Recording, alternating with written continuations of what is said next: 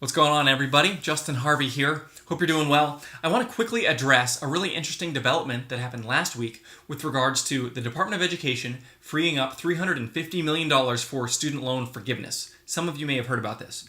And it pertains to the Public Service Loan Forgiveness Program.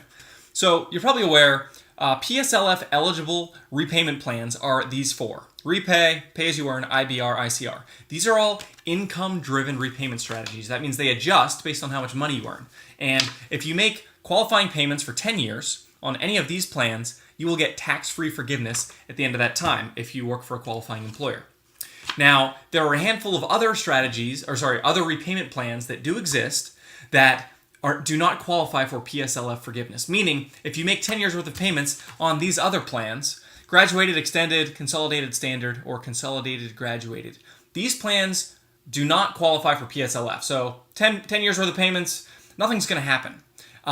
However, the Department of Education noticed that there was a significant cohort of people who, unbeknownst to the borrowers, were making loan payments under the wrong repayment plans, these plans. Now, it's obviously a very complex thing trying to understand the different repayment plans and what qualifies for which forgiveness strategy. And borrowers had been making payments for 10 years on these plans thinking that they were going to get forgiveness, only to 120 months in discover that they, in fact, were not on a qualifying plan. And so their balance, which in many cases continued to grow over that time, was not going to be forgiven and had to be paid off or had to be forgiven under a longer forgiveness strategy.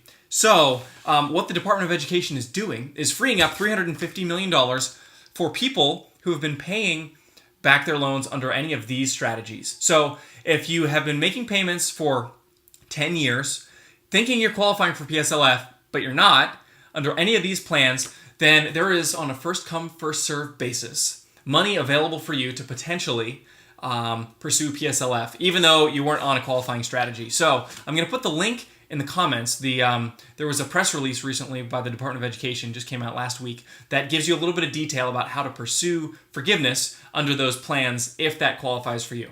So that's the first thing I would want you to know, is you can potentially have an opportunity for forgiveness if you're in this camp and you've been making payments under these plans. The second thing is a more general reminder. Anybody out there, especially physicians who have accumulated significant debt due to med school loans, it's very important. Make sure you're on a qualifying repayment strategy if you're pursuing PSLF.